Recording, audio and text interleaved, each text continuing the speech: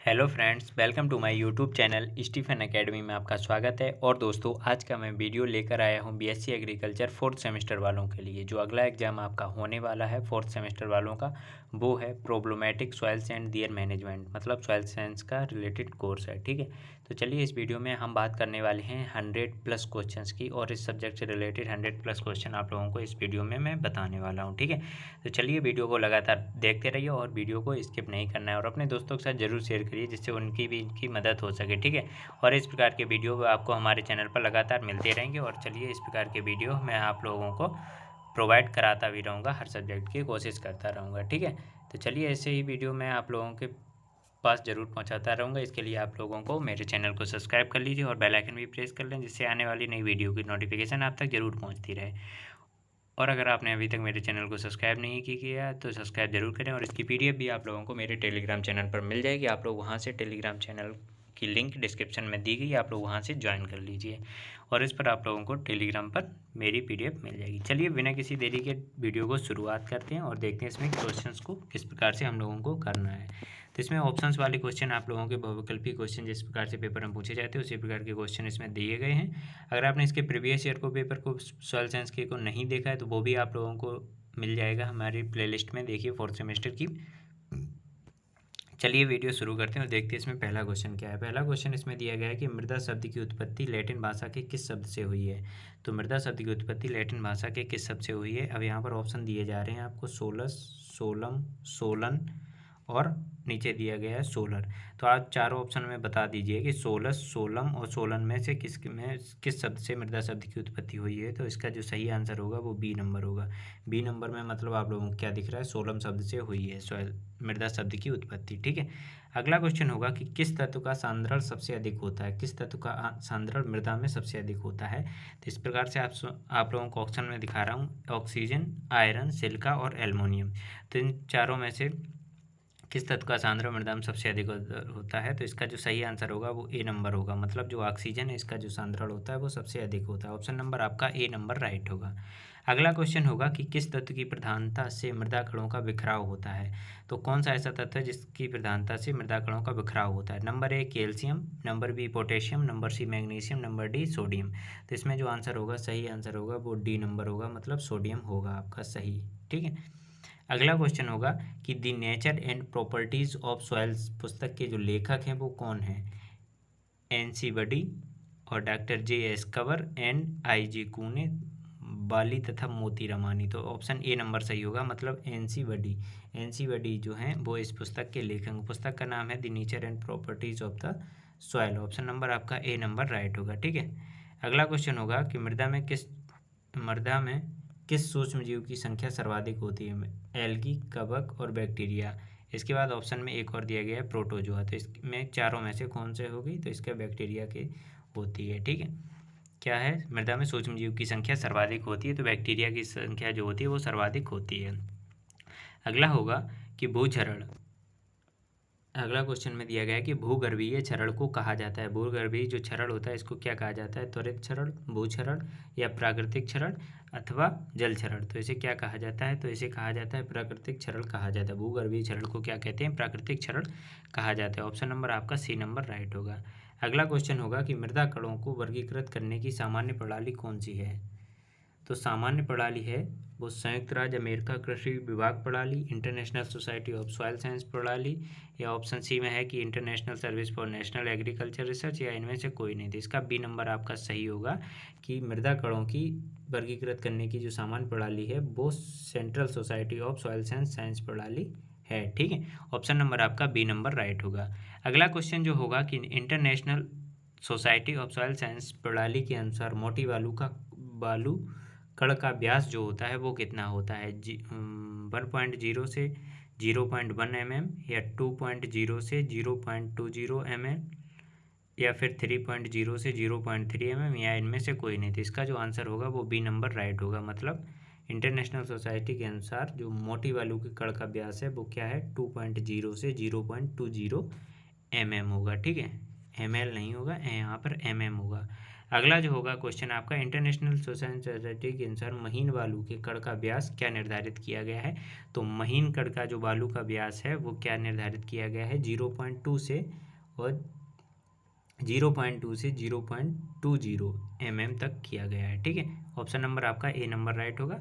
अगला क्वेश्चन है कि इंटरनेशनल सोसाइटी सॉइल साइंस के अनुसार सिल्ट कण का व्यास क्या रखा गया है। तो सिल्ट कण का जो व्यास रखा गया है उसका जो ऑप्शन होगा वो आपका ए नंबर राइट होगा, मतलब 0.02 से 0.002 आपका option number A number right होगा। ठीक है, किसका, सिल्ट कण का व्यास। अगला क्वेश्चन होगा कि क्ले कण का व्यास क्या होता है। तो क्ले कण का जो व्यास होता है वो क्या होता है, आपको ऑप्शन देख के बताना है कि क्ले कण का जो व्यास है 1.0 mm, 0.02 mm या फिर 0.03 mm या फिर 0.002 mm से कम। तो इसका जो क्या था, पूछा गया था क्ले कण का जो व्यास होता है वो कितना होता है, ऑप्शन नंबर डी राइट होगा। क्ले कण का जो व्यास होता है 0.002 mm से कम होता है। ठीक है, अगला क्वेश्चन होगा कि मृदा कण का व्यास होता है। मृदा कण का जो व्यास होता है वो क्या होता है, यहाँ पर देखिए मृदा कण का जो व्यास होता है वो क्या होता है, घनत्व आयतन संहति तथा घनत्व संहति आयतन, घनत्व संहति आयतन इंटू 100, घनत्व संहति आयतन इंटू 100। तो इसमें क्या होगा, ऑप्शन नंबर आपका बी नंबर राइट होगा कि मृदा कण का जो व्यास होता है वो घनत्व संहति बटे आयतन होता है। ठीक है, ऑप्शन नंबर आपका बी नंबर राइट होगा। अगला क्वेश्चन होगा कि मृदा आयतन के भीतर ठोस पदार्थों से रहित जो स्थिर स्थान होता है उसे क्या कहते हैं। मृदा रंध्र, रंध्रावकाश, मृदा सुगठिता या मृदा गाढ़ता। तो इसे क्या कहा जाता है, मृदा रंध्र कहा जाता है, मृदा रंध्र इसे कहा जाता है। ऑप्शन नंबर आपका ए नंबर राइट होगा। अगला क्वेश्चन होगा कि मृदा के कुल आयतन का वह प्रतिशत, मृदा के कुल आयतन को वह प्रतिशत जो रिक्त होता है कहलाता है। तो मृदा के आयतन का कुल प्रतिशत जो रिक्त स्थान होता है उसे क्या कहते हैं, तो उसे कहा जाता है मृदा संरंध्रता। क्या कहते हैं, इसका ऑप्शन जो होगा बी नंबर राइट होगा, मृदा संरंध्रता इसे कहते हैं। अगला क्वेश्चन होगा कि प्रतिशत मृदा संरंध्रता या मृदा रंध्रावकाश ज्ञात करने का निम्नलिखित में से सूत्र कौन सा होता है। तो स्थूल घनत्व बराबर स्थूल घनत्व परसेंटेज के बाद जो सूत्र होगा वो क्या होगा। तो इसका देखते हैं, उत्तर नंबर आपका इसमें यहाँ पर दिख रहा है, उत्तर नंबर ए नंबर आपका राइट होगा। ए नंबर में क्या दिया गया है कि स्थूल घनत्व परसेंटेज मृदा संरचना बराबर 100 माइनस इंटू 100 कण घनत्व होगा। ठीक, ऑप्शन नंबर आपका ए नंबर राइट होगा। अगला क्वेश्चन होगा कि भिन्न भिन्न आर्द्रताओं में मृदा पदार्थों के संसंजन कोहेजन तथा आसंजन अधेशन की मात्रा, प्रकार तथा मृदा पदार्थ को विघटन या विरूपित करने वाले लगे बलों की प्रतिरोधता को निम्नलिखित में से प्रदर्शित करता है। तो निम्नलिखित में से कौन सी ऐसी क्रिया है जो इसको अधेशन तथा कोहेजन की मात्रा या प्रकार को प्रदर्शित करती है, मृदा सुगठिता, मृदा गाढ़ता, मृदा संरचना या इनमें से कोई नहीं। तो इसका ऑप्शन नंबर आपका बी नंबर राइट होगा, मृदा गाढ़ता। ठीक है, ऑप्शन नंबर आपका बी नंबर सही होगा। अगला क्वेश्चन होगा कि गीली मृदा का वह गुण जिसमें बल लगाने पर मृदा की ऐच्छिक रूप से बदली जा सके तथा बल हटाने पर उसी रूप में बनी रहे, तो क्या कहलाती है, मृदा सुगठिता, मृदा गाढ़ता, मृदा संरचना या स्थूल घनत्व।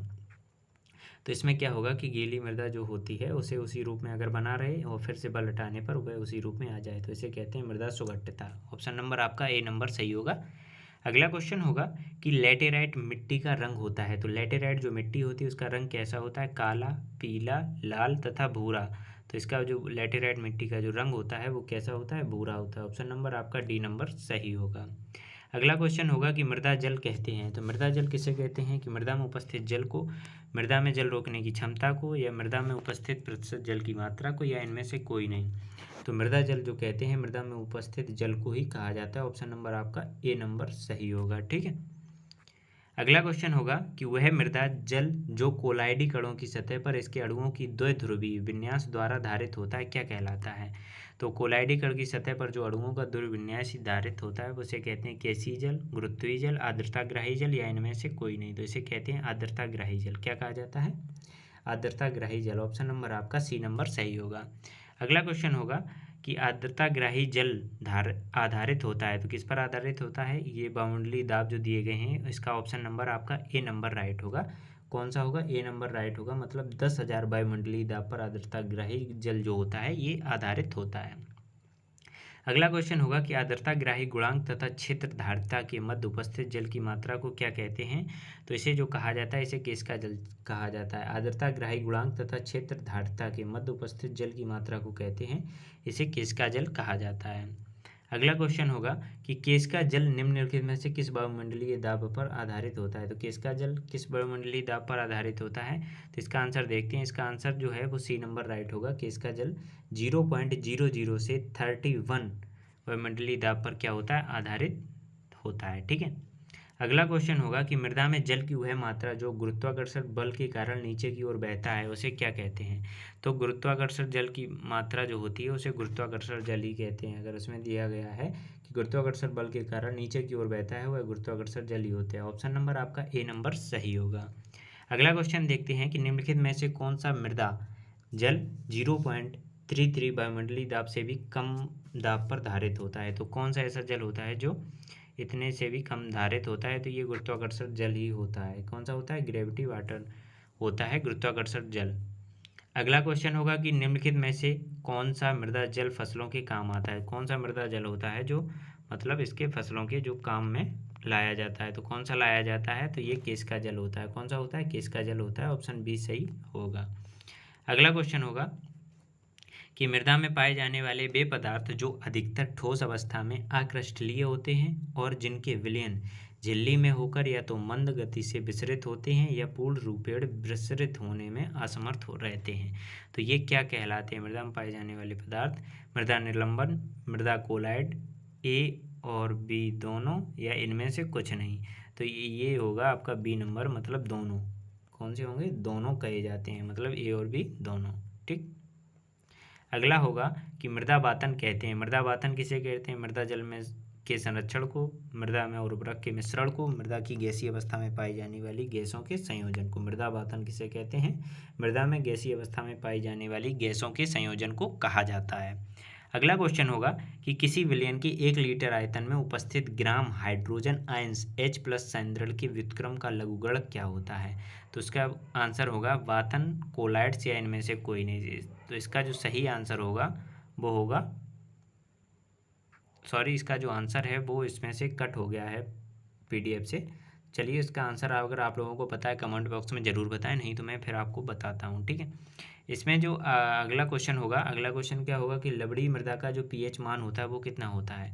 लवणीय मृदा का pH मान इसमें ऑप्शन में देखिए 8.5 से कम, 8.5 से अधिक, ए और बी दोनों, 8.5 ए और बी दोनों, या इनमें से कोई नहीं। तो क्या होगा, लवणीय मृदा का जो मान होता है 8.5 से कम होता है। ठीक है। ऑप्शन नंबर आपका ए नंबर सही होगा। अगला क्वेश्चन होगा कि अलवणीय क्षारीय मृदा का pH मान होता है। तो अलवणीय जो क्षारीय मृदा होती है इसका जो pH मान होता है 8.5 से कम, 8.5 से अधिक, ए और बी दोनों, या इनमें से कोई नहीं। तो इसका जो आंसर होगा 8.5 से अधिक होगी। ठीक है। ऑप्शन नंबर आपका बी नंबर राइट होगा। अगला क्वेश्चन होगा कि अलवणीय क्षारीय मृदा की विद्युत चालकता होती है। तो अलवणीय क्षारीय मृदा की जो विद्युत चालकता होती है वो कितनी होती है, 4ds मिलीमीटर से कम, 4ds से अधिक, एंड 10ds मिलीमीटर से अधिक, या इनमें से कोई नहीं। तो इसकी जो होगी 4ds मीटर से कम होगी। ठीक है। ऑप्शन नंबर आपका ए नंबर वाला सही होगा। अगला क्वेश्चन होगा कि इनमें से लवणीय मृदा की विद्युत चालकता कितनी होती है। तो लवणीय मृदा की जो विद्युत चालकता होगी वो ऑप्शन नंबर आपका ए नंबर सही होगा। क्वेश्चन ये रिपीट हो गया है दोबारा से। अगला क्वेश्चन देखते हैं कि लवणीय मृदा में विनिमय सोडियम की मात्रा होती है 15% से कम, लगभग 50%, या 15% से अधिक, या इनमें से कोई नहीं। तो ये होती है 15% से कम होती है। कितनी होती है, लवणीय मृदा में विनिमय सोडियम की मात्रा 15% से क्या होती है, कम होती है। ठीक है। अगला क्वेश्चन होगा कि अलवणीय क्षारीय मृदा में विनिमय सोडियम की मात्रा कितनी होती है। तो दोस्तों, मैं ये जो क्वेश्चन आप लोगों को बताता हूँ, जब तक मैं उत्तर नहीं बताता इसका उत्तर आप लोगों को जब तक आप लोग टाइप करके बता दिया करें, इसमें देखा करें। ठीक है। फिर कितने आप लोगों की सही जाते हैं ये भी आप लोग देख लिया करें, इससे आप लोगों की प्रैक्टिस भी हो जाएगी। और दोस्तों, अगर आप लोगों को वीडियो अच्छा लग रहा हो तो प्लीज़ इसे लाइक कर दीजिए और अपने दोस्तों के साथ ज़्यादा से ज़्यादा शेयर करिए। उनको भी बताइए कि ये क्लास चल रही है, इसे आप लोग ज़रूर देख लीजिए एक बार एग्ज़ाम देने से पहले। इसमें आप लोगों के लिए बहुत इंपॉर्टेंट क्वेश्चन हो सकते हैं। तो चलिए, वीडियो को लाइक जल्दी से कर दीजिए और अपने दोस्तों के साथ भी ज़रूर इसे ज़्यादा से ज़्यादा जितने भी ग्रुप हों आपके पास उसमें शेयर कर दीजिए। चलिए अगला क्वेश्चन देखते हैं, क्या है कि अलवणीय क्षारीय मृदा में विनिमय सोडियम की मात्रा होती है। तो इसमें अलवणीय जो क्षारीय मृदा होती है, इसमें विनिमय सोडियम की जो मात्रा होती है ये क्या होती है, 15% से अधिक होती है। कितने से? 15% से अधिक होती है। अगला क्वेश्चन होगा कि मृदा में यूरिया के अपघटन से मिलता है, मृदा में यूरिया के अपघटन से मिलता है। तो इसका जो सही आंसर होगा अमोनियम कार्बोनाइड, एमाइड, यूरिक अम्ल और अमोनियम कार्बोनेट। इसका जो सही आंसर क्या है वो उसे देखते हैं। तो इसका ए नंबर आपका राइट होगा कि अमोनियम कार्बोनेट होती है। ठीक है, मृदा में अपघटन से क्या मिलता है? अमोनियम कार्बोनेट मिलती है। अगला क्वेश्चन होगा कि भारत में किस राज्य में सबसे अधिक ऊसर भूमि है। तो उत्तर प्रदेश, राजस्थान, बिहार तथा मध्य प्रदेश। तो इसका जो सही आंसर होगा वो होगा आपका उत्तर प्रदेश। क्या होगा? सबसे अधिक भारत में ऊसर भूमि कहाँ पर है? उत्तर प्रदेश में है। अगला क्वेश्चन होगा कि पूर्व एकत्रित लवणों का आधिक्य निक्षालन, लीचिंग जो क्रिया होती है, नीचे की सतहों से में भेजना क्या कहलाता है? निम्नीकरण, रीडिग्रेशन या लवणों का न्यूनीकरण। तो इसका जो सही आंसर होगा वो सी नंबर होगा कि लवणों का जब न्यूनीकरण किया जाता है तो इसको क्या किया जाता है? निक्षालन किया जाता है। ऑप्शन सी नंबर सही होगा। अगला क्वेश्चन होगा कि मृदा के निम्नीकरण सोलोडाइजेशन की क्रिया में उसके पीएच मान पर क्या प्रभाव पड़ता है? पीएच मान बढ़ने लगता है, घटने लगता है, पीएच मान स्थिर रहता है, या इनमें से कोई नहीं। तो निम्नीकरण की क्रिया में पीएच मान पर जो प्रभाव पड़ता है वो क्या पड़ता है कि पीएच मान जो होता है ये घटने लगता है। ऑप्शन नंबर आपका बी नंबर सही होगा। अगला क्वेश्चन होगा कि निम्नलिखित में से लवणीय एवं क्षारीय मृदाओं के सुधार की भौतिक विधि जो है वो क्या है? न्यूनीकरण, लवणीकरण, रिग्रेडेशन या इनमें से कोई नहीं। तो इसका ऑप्शन नंबर आपका सी होगा कि लवणीय एवं क्षारीय मृदाओं के भौतिक सुधार की जो विधि है वो रिग्रेडेशन है। ऑप्शन सी सही होगा। अगला क्वेश्चन होगा कि निम्नलिखित में से कौन सी लवणीय एवं क्षारीय मृदाओं के सुधार की विधि है? तो निक्षालन, कम विलेय कैल्शियम लवणों का प्रयोग, हरी खाद एवं फसल अवशेषों का प्रयोग या सत्यानाशी का प्रयोग। तो इसका जो सही आंसर होगा वो क्या होगा? निक्षालन की विधि के द्वारा क्या किया जाता है? लवणीय एवं क्षारीय मृदाओं की स्थिति में सुधार करते हैं। अगला क्वेश्चन होगा कि निम्नलिखित में से लवणीय एवं क्षारीय मृदाओं में सुधार की जो रासायनिक विधि है वो क्या है? विलेय लवणों को पूर्ण रूप में बहाना, अम्ल तथा अम्ल उत्पादक पदार्थों का प्रयोग, शीश एवं लदाई का प्रयोग, सत्यानाशी का प्रयोग। तो ऑप्शन नंबर बी नंबर आपका राइट होगा। अम्ल तथा अम्ल उत्पादक पदार्थों का प्रयोग होता है। ऑप्शन नंबर आपका बी नंबर सही होगा। अगला क्वेश्चन क्या है कि निम्नलिखित में से लवणीय एवं क्षारीय मृदाओं में सुधार की जो जैविक विधि होती है वो कौन सी होती है? तो इसमें जो जैविक विधि होती है वो कौन सी होती है? इसमें भी होती है कि सत्यानाशी का प्रयोग किया जाता है। कौन सी? सत्यानाशी का प्रयोग लवणीय एवं क्षारीय मृदाओं में जैविक विधि जो होती है सत्यानाशी का प्रयोग करके करते हैं। अगला क्वेश्चन है निम्नलिखित में से कौन सा खाद्य फसल उच्च लवण सहिष्णु होती है? तो धान, जौ, ज्वार, बाजरा। इसका जो सही आंसर होगा वो होगी बाजरा। ठीक है, क्या होगी? बाजरा होगी। ऑप्शन नंबर आपका सी नंबर सही होगा। अगला क्वेश्चन होगा निम्नलिखित में से कौन सा क्षेत्र फसल उच्च लवण सहिष्णु है? तो तंबाकू, सनई, मटर, चना। तो इसमें से जो आपका सही आंसर होगा वो तंबाकू होगा। मतलब क्षेत्र जो फसल लवण सहिष्णु होती है वो कौन सी होती है? तंबाकू होती है। अगला क्वेश्चन होगा कि निम्नलिखित में से क्षेत्र निम्न लवण सहिष्णु जो फसल है वो कौन सी है? चुकंदर, चना, कपास। ऑप्शन नंबर आपका बी नंबर सही होगा इसमें से। अगला क्वेश्चन होगा कि निम्नलिखित में से कौन सी सब्जी निम्न लवण सहिष्णु है? तो सेम, पालक, सलजम और चुकंदर। तो इसमें जो होगी वो आपकी सेम होगी। ऑप्शन नंबर आपका ए नंबर राइट होगा। अगला क्वेश्चन होगा कि निम्नलिखित में से कौन सी सब्जी उच्च लवण सहिष्णु है? उच्च लवण सहिष्णु जो सब्जी है वो कौन सी है? तो ये जो सब्जी है वो पालक है। ऑप्शन नंबर आपका बी नंबर सही होगा। अगला क्वेश्चन होगा कि निम्नलिखित में से कौन सा फल वृक्ष उच्च लवण सहिष्णु है? तो फल वृक्ष में से अब कौन सा उच्च लवण सहिष्णु है? खजूर, स्ट्रॉबेरी, नारंगी। तो इसमें जो होगा वो खजूर होगा। ऑप्शन नंबर आपका ए नंबर राइट होगा। अगला क्वेश्चन है निम्नलिखित में से कौन सा फल वृक्ष उच्च लवण सहिष्णु है? तो सेब, खजूर, फालसा तथा आम में कौन सा है? तो इसमें जो होगा उच्च लवण सहिष्णु तो ये सेब होगा। अगला होगा कि अम्लीय मृदाओं का पीएच मान कितना होता है? तो अम्लीय मृदाओं का जो पीएच मान होता है वो बताइए आप कौन सा होता है? कि 7 से कम होता है। अम्लीय मृदाओं का जो पीएच मान 7 से कम होता है। अगला क्वेश्चन होगा कि निम्नलिखित में से अम्लीय मृदा बनने का जो काल होता है वो कब होता है? अम्लीय मृदा से मृदा निर्माण, बेस का निर्माण, बेस का अम्ल उत्पादक तथा उर्वरकों का प्रयोग। तो उपरोक्त सभी होगा। ऑप्शन नंबर इसमें डी नंबर सही होगा। ठीक है, अगला होगा कि अम्लीय मृदाओं में सुधार के लिए प्रयोग किया जाता है। अम्लीय मृदाओं में जब सुधार करते हैं तो किसका प्रयोग करते हैं? तो चूना द्रवों का, एनपीके उर्वरक का, नत्रजन का या पोटेशियम का। तो इसका जो ऑप्शन होगा वो आपका ए नंबर राइट होगा, मतलब चूना द्रवों का प्रयोग किया जाता है अम्लीय मृदाओं के सुधार के लिए। अगला क्वेश्चन होगा कि निम्नलिखित में से पंख किस रंग के नहीं होते हैं? तो पंख किस रंग के नहीं होते? पीले, लाल, हरे तथा नारंगी। तो ये पीले रंग के नहीं होते। ऑप्शन नंबर आपका ए नंबर राइट होगा। अगला क्वेश्चन है कि निम्नलिखित में से विश्व में सर्वाधिक मानव किस मिट्टी में निवास करते हैं? जो सर्वाधिक मनुष्य रहते हैं विश्व में, तो वो किस मिट्टी में? कांप मिट्टी, रेतीली, रेंडजीना तथा प्रेरी। तो ये रहती हैं कांप मिट्टी में। किस में रहते हैं? कांप मिट्टी में रहते हैं। ऑप्शन नंबर आपका ए नंबर सही होगा। अगला क्वेश्चन होगा कि मृदा ताप सतह की किस गहराई पर न्यूनतम होता है? तो मृदा ताप जो होती है वो सतह की किस गहराई पर न्यूनतम होता है? तो मृदा सतह जो होती है 20 सेंटीमीटर की सतह पर ताप में गहराई होती है। अगला क्वेश्चन होगा कि लोहा तत्व की अधिक कमी पाई जाती है। तो लोहा तत्व जो होता है इसकी जो कमी पाई जाती है वो किस में पाई जाती है? तो ये जल प्लावित मृदा में पाई जाती है लोहा तत्व की कमी। ठीक है। अगला क्वेश्चन होगा कि कार्बन में अनुमान लगाया जाता है। तो कार्बन में अनुमान किसका लगाया जाता है?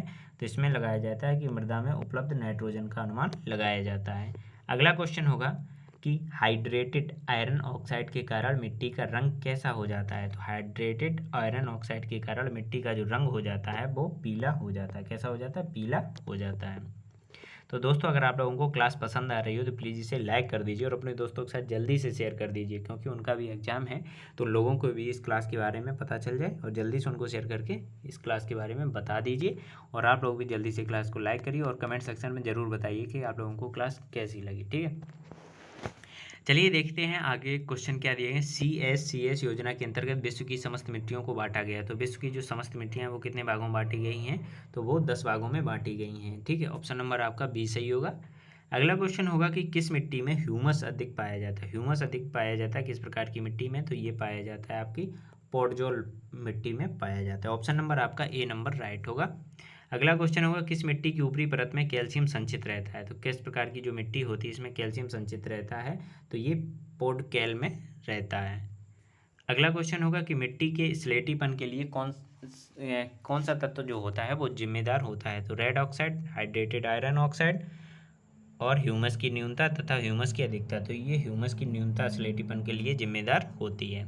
अगला क्वेश्चन होगा कि टर्सरी मिट्टी की विशेषता क्या होती है? तो टर्सरी मिट्टी की जो विशेषता होती है वो होती है कि छिद्र में बलुई एवं कम उपजाऊ मिट्टी होती है। ऑप्शन ए सही होगा। अगला क्वेश्चन होगा कि टर्सरी मिट्टी पाई जाती है। तो टर्सरी मिट्टी किस में पाई जाती है? ये आप लोग देख लीजिए कि पहाड़ी ढालों की तलहटी क्षेत्रों में टर्सरी मिट्टी पाई जाती है। ठीक है, अगला क्वेश्चन होगा कि भारत में पहाड़ी मिट्टियों का कुल क्षेत्रफल है। तो पहाड़ी मिट्टियों का जो कुल क्षेत्रफल है वो कितना है? तो 2.04 करोड़ हेक्टेयर है। ऑप्शन नंबर आपका सी नंबर सही होगा। अगला क्वेश्चन है कि अम्लीय मृदा किसके विकास के लिए उपयुक्त होती है? बैक्टीरिया, फंजाई, निमेटोड तथा एक्टिनोमाइसिटीज। तो ये जो होती है ये आपकी फंजाई के विकास के लिए उपयुक्त होती है। ऑप्शन नंबर आपका बी नंबर राइट होगा। अगला क्वेश्चन होगा कि संतृप्त मृदा में जल संचालन को दर्शाने वाला नियम क्या होता है? तो इसमें जल संचालन को दर्शाने वाला जो नियम होता है वो क्या होता है? प्लाइजली का, स्टोक्स का या डॉर्सी का या फिक्स का? तो ये होता है प्लाइजली का होता है। ठीक है, ऑप्शन नंबर आपका ए नंबर सही होगा। अगला क्वेश्चन होगा कि नदियों के जल द्वारा बहाकर लाई गई मिट्टी को क्या कहते हैं? तो नदियों के द्वारा बहाकर लाई गई मिट्टी जो होती है वो जड़ोल मिट्टी होती है। ऑप्शन नंबर आपका बी नंबर सही होगा। अगला क्वेश्चन होगा कि पुरानी जड़ोल मिट्टी को कहते हैं। तो पुरानी जो जड़ोल मिट्टी होती है वो कौन सी होती है?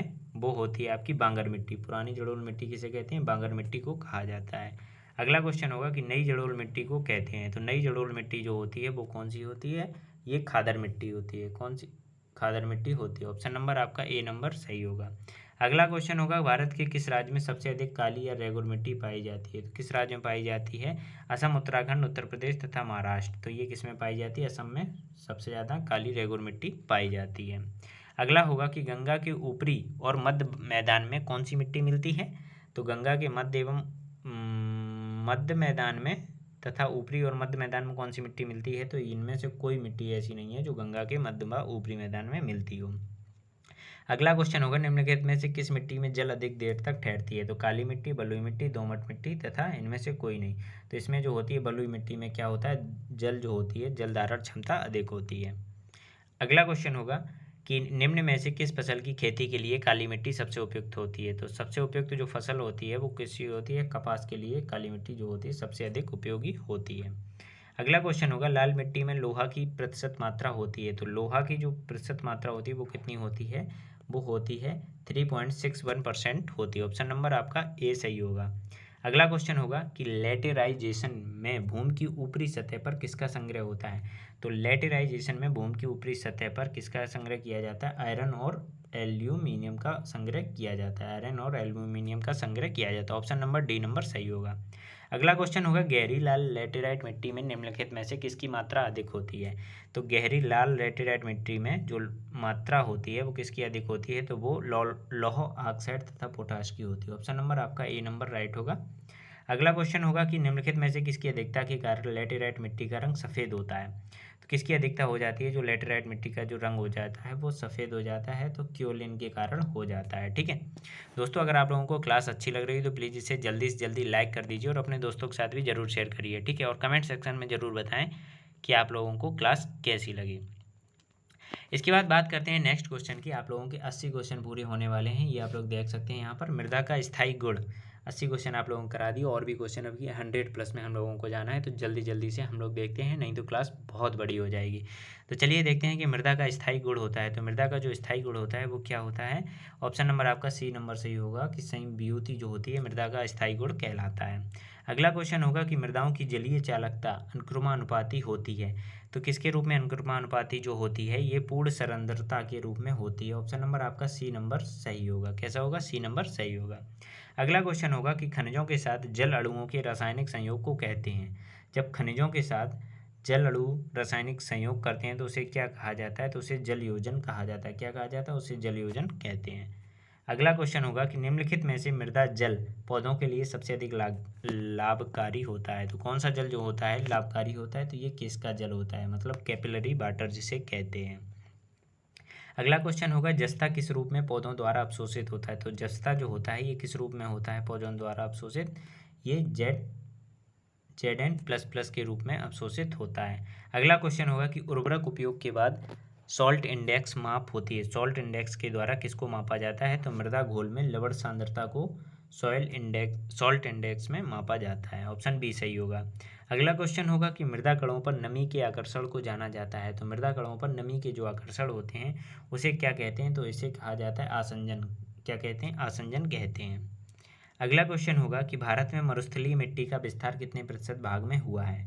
तो भारत में मरुस्थलीय मिट्टी का जो विस्तार है ये आप लोगों का हुआ है 6.13% भाग में हुआ है। अगला क्वेश्चन होगा कि क्रॉप लॉगिंग एक तरीका है। तो क्रॉप लॉगिंग एक तरीका किसका है, तो ये होता है क्रॉप लॉगिंग जो तरीका होता है मृदा उर्वरता को ज्ञात करने का एक तरीका होता है। अगला क्वेश्चन होगा कि भारत में पाई जाने वाली प्राय सभी मिट्टियों में किसकी कमी पाई जाती है। लौह ऑक्साइड, नाइट्रोजन, ए और बी दोनों, या इनमें से कोई नहीं। तो इसमें क्या होता है, भारत में जो पाई जाती हैं इसमें क्या होता है, नाइट्रोजन की कमी पाई जाती है। अगला क्वेश्चन होगा कि लेटेराइट मृदा के निर्माण के लिए उत्तरदायी होती है। तो लेटेराइट मृदा के निर्माण के लिए जो उत्तरदायी होती है वो क्या होता है कि आप लोगों की जो लीचिंग क्रिया होती है ये बहुत उत्तरदायी होती है। सॉरी, आप लोगों का गलत, लीचिंग क्रिया जो होती है ये उत्तरदायी होती है। ठीक है, अगला होगा काली मृदा के निर्माण के लिए उत्तरदायी है। तो काली मृदा के निर्माण के लिए क्या उत्तरदायी होती है, तो ये होती है ऑप्शन नंबर आपका ए नंबर राइट होगा, ज्वालामुखी चट्टानों बेसाल्ट का अपक्षय जो होता है ये क्रिया जो होती है बहुत ही उत्तरदायी होती है, काली मृदा के निर्माण के लिए होती है। ठीक है, अगला होगा, आगे देखते हैं भारत में लाल मृदा के निर्माण के लिए जिम्मेदार कारक क्या होता है। तो इसमें जो होता है क्या होता है कि रूपांतरित चट्टानों का जो अपघटन होता है ये लाल मृदा के निर्माण से होता है। अगला क्वेश्चन होगा, चावल धान की खेती के लिए सबसे उपयुक्त जो मृदा होती है वो कौन सी होती है, वो जड़ोल मृदा होती है। कौन सी होती है, जड़ोल मृदा होती है धान की खेती के लिए। अगला क्वेश्चन होगा, तंबाकू की खेती के लिए सबसे उपयुक्त मृदा कौन सी होती है। तंबाकू की खेती के लिए इसके लिए होती है काली मृदा होती है। कौन सी, काली मृदा सबसे उपयुक्त मानी जाती है।